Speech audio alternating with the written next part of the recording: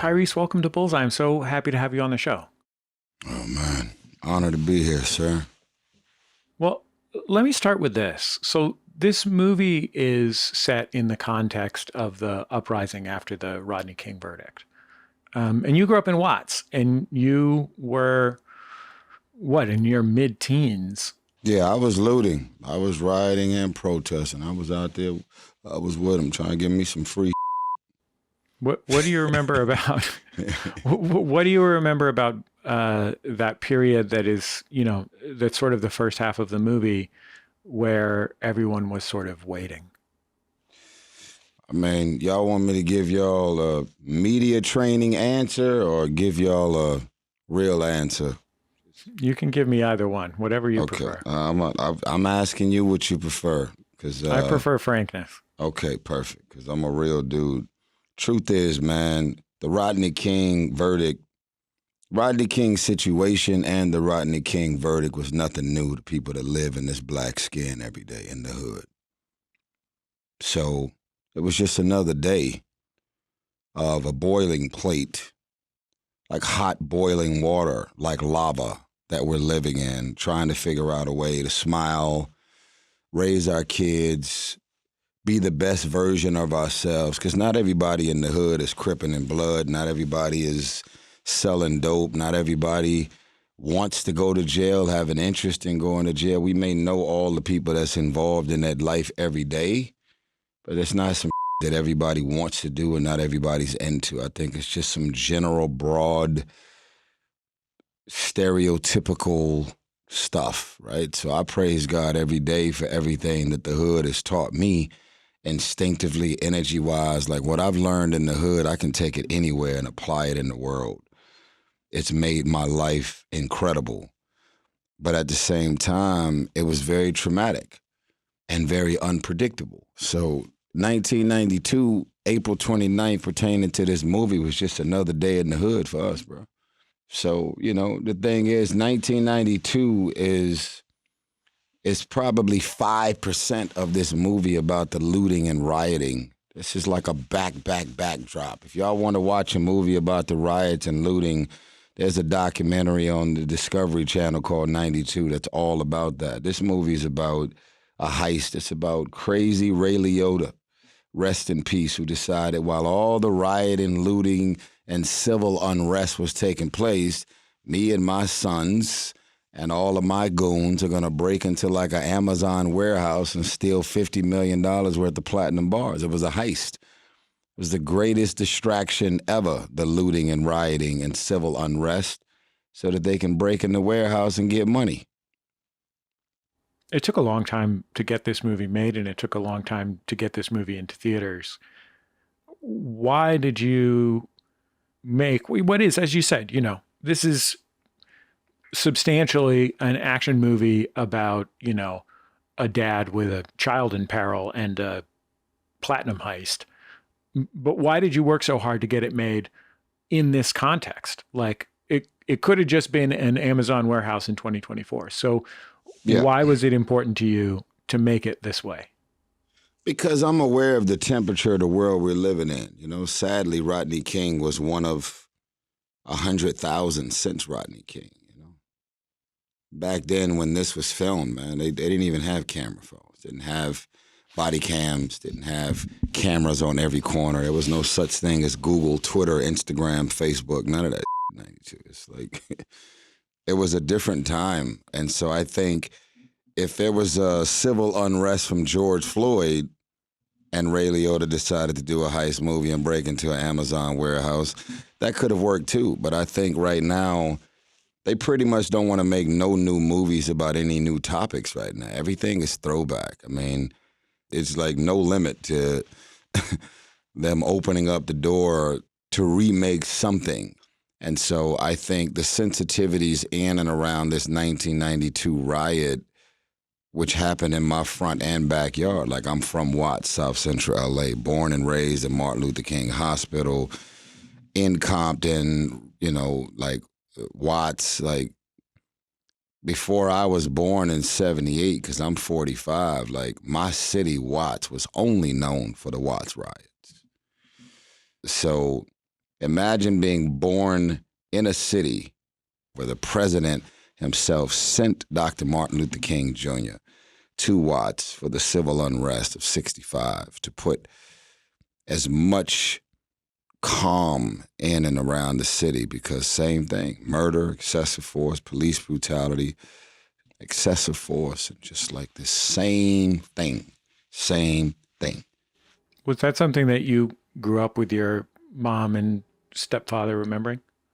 Yes, all I heard was stories. Once I was old enough to understand and they were comfortable with sharing that story, I mean, you can't be in any elementary, junior high, or high school in Watts without them talking about the Watts riots, because it's very specific to something that happened in our little town. So I think whether you live in Minneapolis or you're about to move to Minneapolis, there's going to be no such thing as you going there without people continuing to talk about George Floyd, which is an images that's been seen around the world. You can't go to Memphis, Tennessee without talking about Dr. King. You can't go to Harlem without talking about the assassination of Malcolm X in the Rayburn Theater.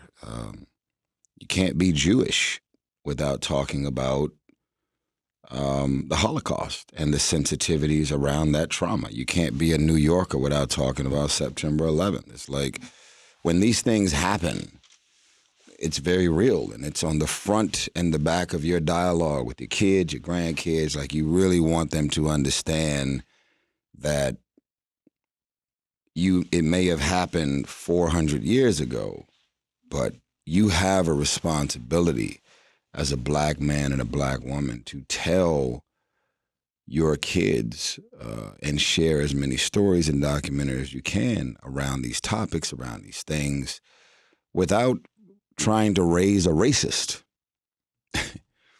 Telling a little black boy about their history doesn't mean go hate white people, because there's a selected group of people who just decided to do some really bad things.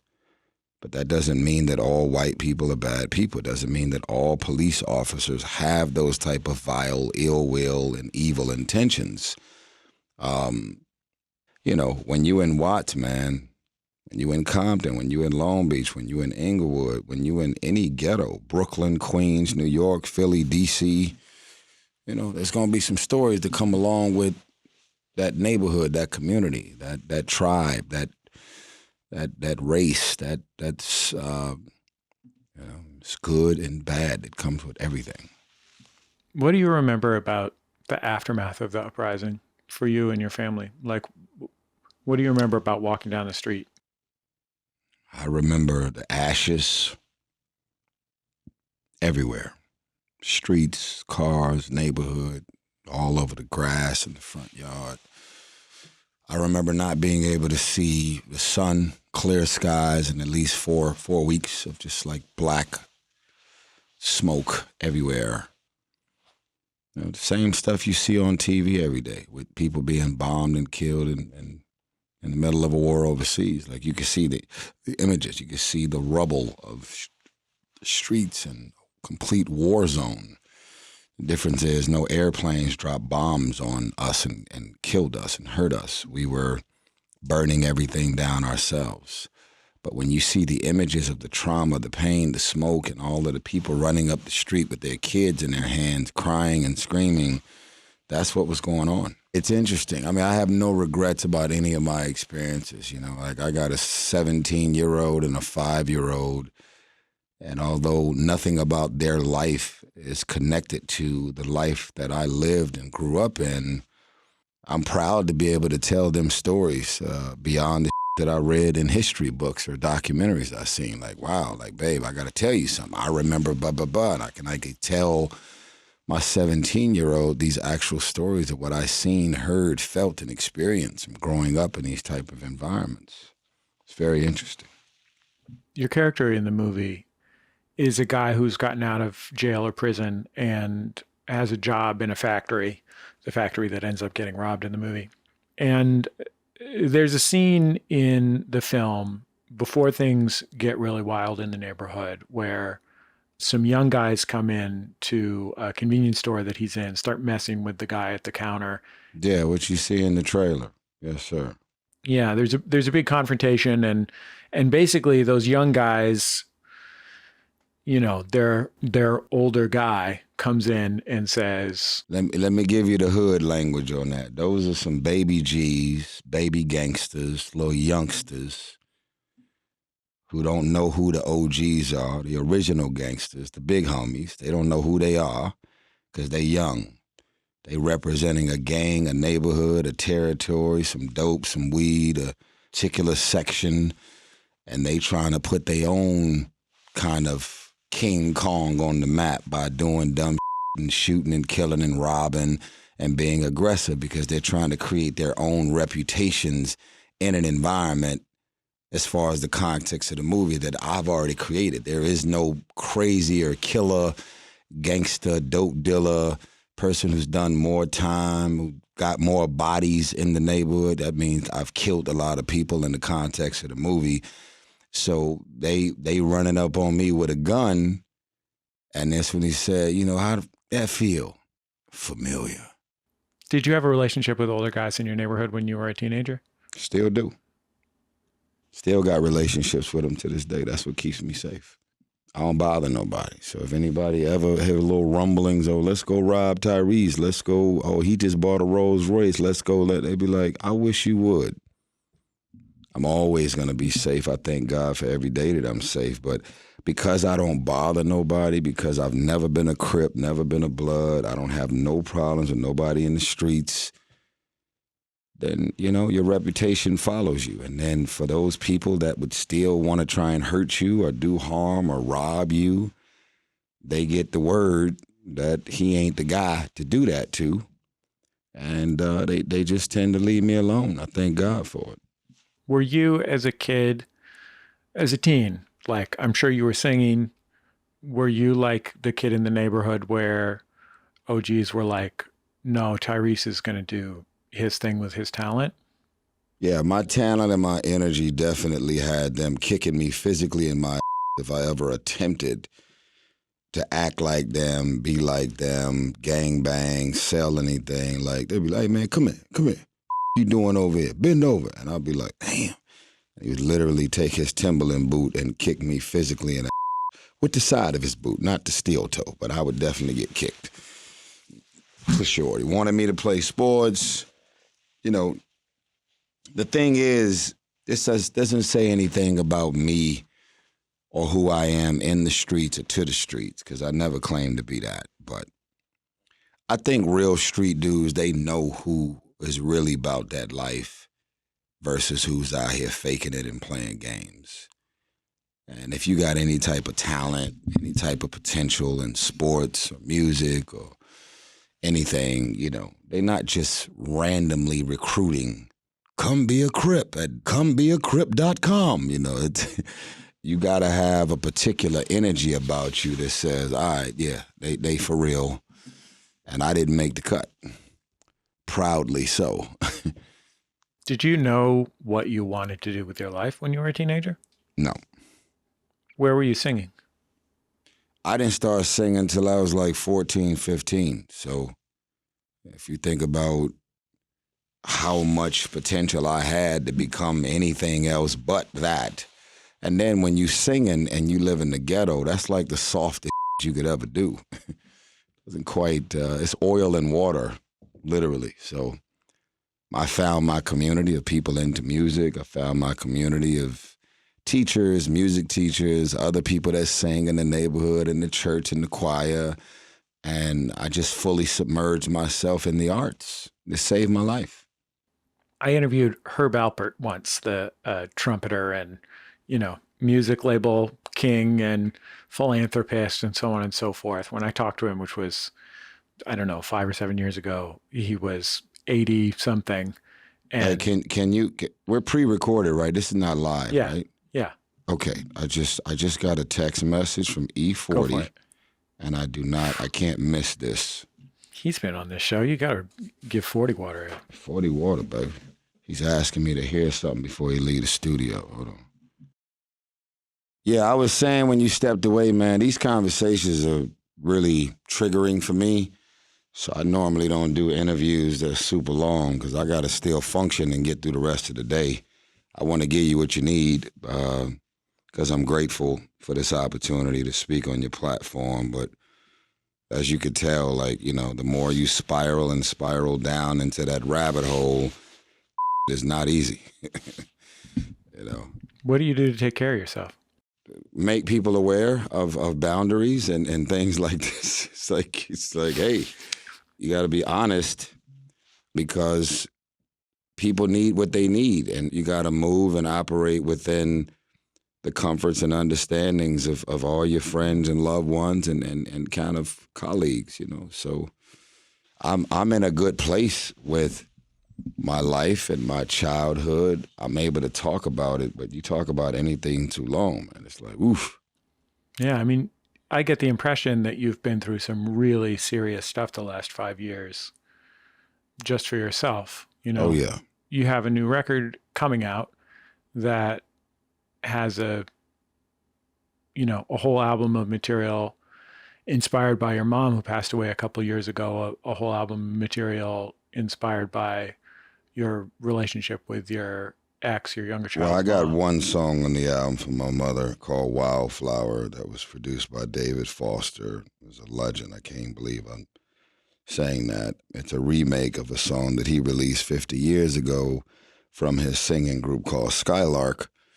And then the rest of the album is about my divorce, and it's also the rest of the album is about me finding love again.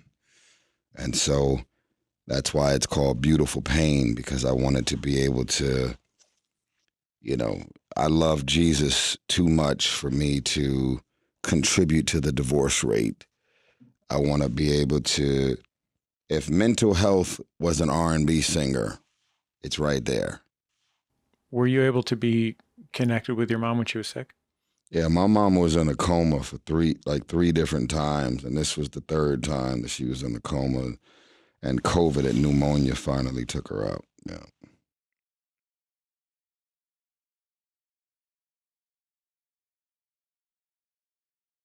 That's why the song is called Wildflower. Wildflower is the most important song I've ever recorded and released in my life. I'm like overwhelmed with joy, you know. It's nothing like dedicating something to your mom and then having everyone to embrace it, you know. And when a youthful world was about to fall in, a tiny slender shoulders bore the weight of all our fears, and a sorrow no one hears still rings in midnight silence in her ears. Let her cry. Oh, Do you sing when you're by yourself? Yes. That's something that I've only been able to bring myself to do in the last few years. I mean, other than maybe like, singing a Frosted Flakes jingle because it came into my head. But like singing for real a little bit when I'm by myself, it's kind of a transformational thing to be able to sit with yourself when you do that. You know? Right. No, it's I think any kind of music is a beautiful thing, man. I've often said that music is connected to some of the most special and significant moments of all of our lives, you know. When you got married, you can always hear that song 10 years, 15 years later and be like, this was the first dance at our wedding, you know. What music do you think of when you think of your mom? I mean, where do I start? I mean, I wouldn't know R&B soul music if it wasn't for her. Marvin Gaye, Teddy Pendergrass, Donny Hathaway, Luther Vandross, the OJs, Patti LaBelle, Anita Baker, just, man, Earth, Wind, and Fire, like everything I know about R&B soul music was put on my radar from my mom, so. Do you feel like your life is back to something like stability and fun and joy? Like, do you have Do you have access to that stuff these days? Absolutely, man. I mean, I run away from sad people. I don't run away from hard conversations and topics, but yeah, there's people out here that are literally 24 hours, 7 days a week of toxic dysfunction, drama. And, if I want to go into dark places, I go to therapy sessions and unpack it. I don't run from anything that has to do with unpacking it. You're not always in the mood to. And a lot of these therapists are goofy. You got to work really hard to find the right one, because you do a therapy session, the whole hour go by, they just sitting there listening to you talk. Okay, so did I just come here to just talk to you? You just sit here and listen to all my problems. I didn't come here for a tune-up. My engine is the same. I came here with 3 flat tires, the carburetor, the transmission, and the battery is near dead. It just won't start. Like, I came here to vent and talk and unload and have you to walk me through how to rebuild and tweak and fix my engine. And, oh, man, it's good to see you, man. We've been here an hour or so. Like, what? You got any advice to talk to me? I just gave you all of my business about my marriage that's falling apart. An hour went by and you're moving on to the next client? I'll tell you the truth, Tyrese. Sometimes I'm grateful for the chance to take the radiator cap off if we're working on engine metaphors. Yeah. There are times when I'm glad that there's just a place for me to take an hour and let it go. Yeah, unloading is good. But in my mind, and this is my approach to therapy, my opinion, I didn't come here to leave the same person that I showed up as. So give me something. Give me something as far as tools. Like, the reason I'm venting and talking and unloading about all of my frustration, because I don't know what to do with it. Everything is about perspective. You're not going to always agree with the advice, but did you give me any advice? Or did I just come here to just take the radiator cap off? And if that's your approach to therapy, then that's beautiful, to be able to vent and unload. But I want to vent and unload because I'm talkative as hell, but I need you to say, okay, give me a second. I wrote a couple things down, and I think I want to just give you some homework until I see you again, and then unpack the boom, boom. Has there been homework you've gotten that's been particularly valuable? Absolutely. Stay committed to doing the best you can with every 24 hours you get. Next week, next year, next month, even tomorrow. When you're going through, like, so many of us can be like, oh my God, how am I going to get through this? Just like an alcoholic or a drug head who's in rehab. They don't tell you to worry about next month. You could have next month in mind as a goal to stay sober, but you only have 24 hours. That's all you get. Tyrese, I really appreciate your time. Thank you so much for talking to me. Thank you, man. Honored to be here, sir.